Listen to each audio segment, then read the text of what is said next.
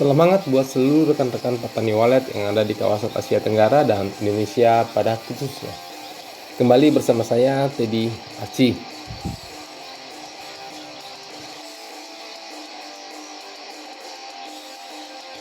Pada kesempatan kali ini, saya akan membahas tentang suhu dan cara penanganannya dari gedung yang menggunakan material seng sebagai dinding luarnya. Namun sebelum saya lebih lanjut, silakan teman-teman subscribe dan tekan tombol lonceng untuk mendapatkan info-info terbaru tentang trik-trik budidaya walet.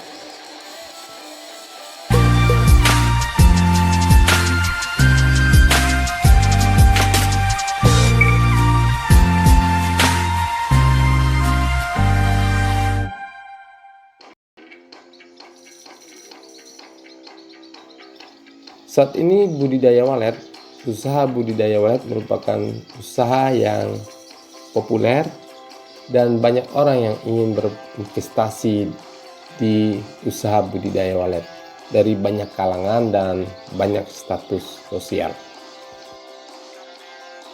Dan itu bisa kita lihat dengan begitu banyaknya tumbuh gedung-gedung walet atau berdirinya gedung-gedung walet di banyak wilayah dengan berbagai ukuran, berbagai ketinggian, dan menggunakan berbagai macam material.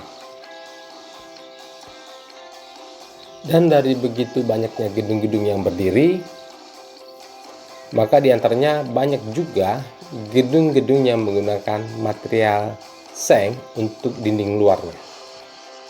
Namun dari kondisi yang ada, ternyata jika dibandingkan dengan yang berhasil, gedung-gedung yang menggunakan material dinding seng ini banyak sekali yang gagal atau tidak berhasil, atau bukan, kalau dikatakan berkembang itu sangat lambat sekali.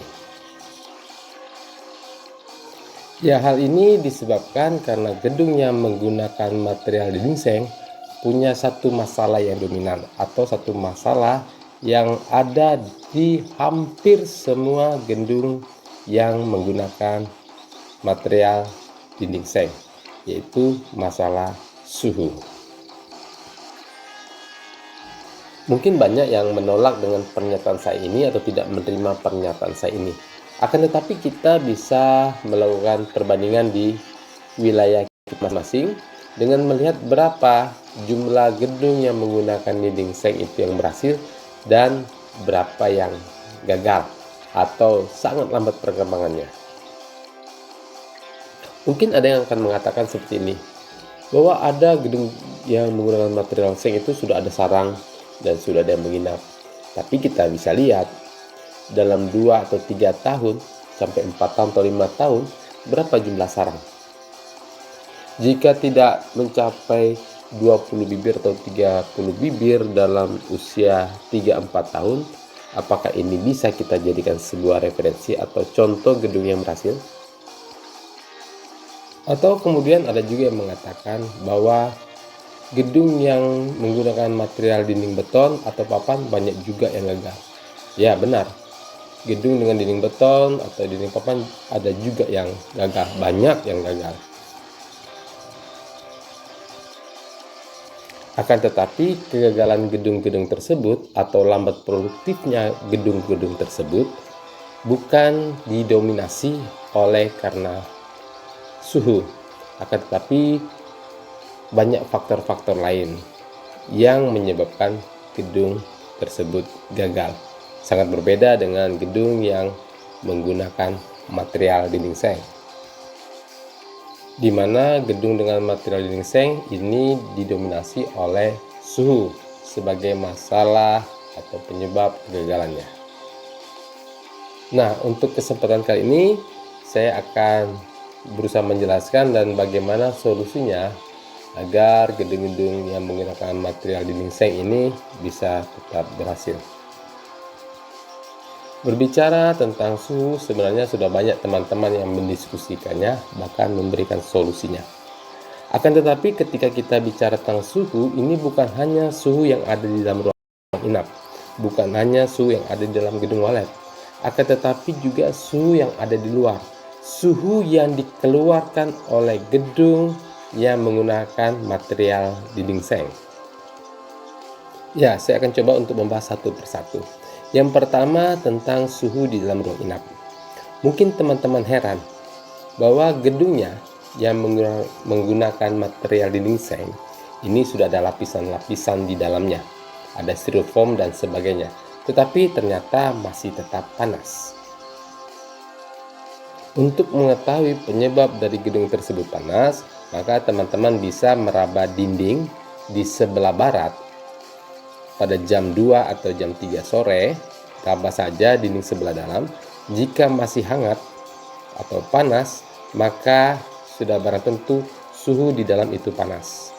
Atau raba dinding sebelah timur pada jam 11 pagi, raba saja. Jika dindingnya panas, hangat, tentu saja kondisinya akan hangat juga. Ruang udara di dalam juga akan hangat juga. Tentang hal ini sudah pernah saya sampaikan dalam tutorial saya untuk menangani panas yang ada di lantai atas atau area plafon di bawah seng.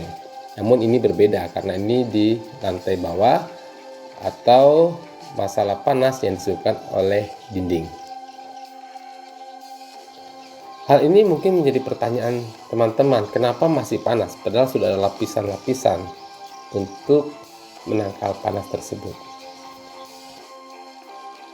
Bahkan teman-teman mungkin sudah menambah atau memperbanyak sirkulasi udara untuk membuat ruang inap itu menjadi dingin.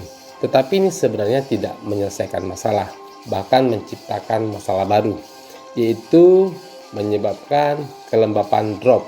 Karena udara di dalam ruang inap yang tadinya sudah kita usahakan untuk menjadi lembab, itu digantikan dengan udara kering yang berasal dari luar, karena begitu banyaknya ventilasi atau sirkulasi udara. Kita harus ketahui penyebab utama dinding dalam panas. Dinding dalam panas itu karena ada udara panas di antara dinding seng dan lapisan dalam. Jadi di antara dinding seng dan dinding lapis dalam itu ada ruang dan ada udara di situ. Udara yang panas inilah yang memanasi dinding dalam. Kenapa udara di antara dinding seng dengan dinding dalam panas? Ya ini karena dibakar oleh seng tadi. Seng yang panas ini membakar udara yang ada di tengah-tengah ini, di antara dinding seng dan dinding dalam ini. Ini menjadi panas.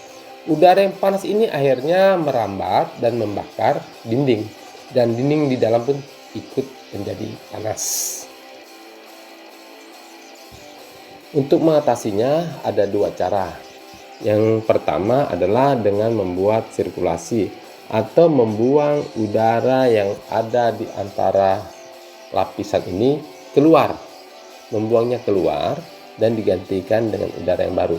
Sehingga udara di antara dinding luar dan dinding dalam menjadi dingin. Ini alternatif yang pertama.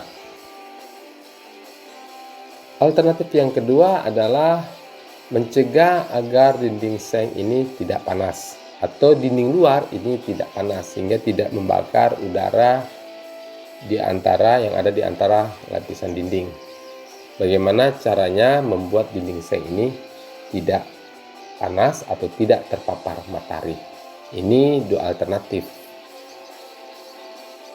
Mungkin ada juga alternatif yang ketiga, yaitu menambah lagi lapisan-lapisan di bagian dalam. Tetapi ini semua tentu butuh biaya, butuh waktu, tenaga, dan sebagainya. Dan ini memang tidak bisa dihindari. Memang kesalahan dari awal adalah sudah dalam pemilihan material dindingnya. Selanjutnya adalah suhu yang ada di luar atau suhu yang dikeluarkan oleh gedung dengan material dinding seng. Ya, mungkin teman-teman kurang paham dengan maksud saya dengan suhu atau panas yang dikeluarkan oleh gedung dengan material dinding seng. Dan kenapa ini bisa menjadi masalah buat gedung walet yang menggunakan material dinding seng. Jadi begini, Seperti yang kita pahami bahwa logam atau material seng ini adalah material atau bahan yang sangat mudah menjadi panas, menyimpan panas dan merambatkan panas. Nah, ketika dinding seng ini dibakar oleh matahari, dipanasi oleh matahari, maka seng ini akan menjadi panas dan dia mengeluarkan energinya. Energinya dikeluarkan ke dalam dan memanasi udara di antara lapisan dinding serta mengeluarkannya ke arah luar, sehingga area wilayah di sekitar dinding seng bagian luar ini juga ikut menjadi panas. Dan ketika dia panas, walet yang akan mendekati gedung ini akhirnya gagal mendekati gedung. Ketika sudah tertarik oleh respon suara panggil, akhirnya gagal mendekati LMB karena ada panas yang keluar dari gedung walet. Ya, sebagai contoh, teman-teman bisa melihat video yang saya gunakan di dalam tutorial saya ini. Ini adalah video kiriman dari salah seorang konsumen SWAT. Gedung ini bermasalah dan harus dikerjakan dalam 2 tahap. Tahap pertama adalah menangani interiornya atau penanganan untuk tata suara dan tata ruang serta beberapa hal lainnya yang ada di dalam. Dan tahap kedua adalah untuk menangani dinding seng atau mencegah panas yang dikeluarkan oleh dinding seng, panas yang keluar dan panas yang masuk ke dalam yang diakibatkan oleh seng yang panas terbakar oleh matahari. Dan pemiliknya saat ini sedang mengumpulkan dana atau budget karena memang biaya cukup besar untuk menangani dinding seng tersebut. Ya, sangat disyukuri memang sejak awal gedung ini menggunakan dinding material papan untuk menara foyernya, sehingga kita bisa melihat walet menempel-nempel di LMB di menara foyer. Video ini diambil 2 hari setelah menggunakan suara paket ekstrim. Ini adalah suara ekstrim yang digunakan dan kita bisa melihat walet bermain-main di sekitar LMB. Seandainya menara foyernya menggunakan material seng juga, maka kita tidak akan menyaksikan respon-respon seperti ini.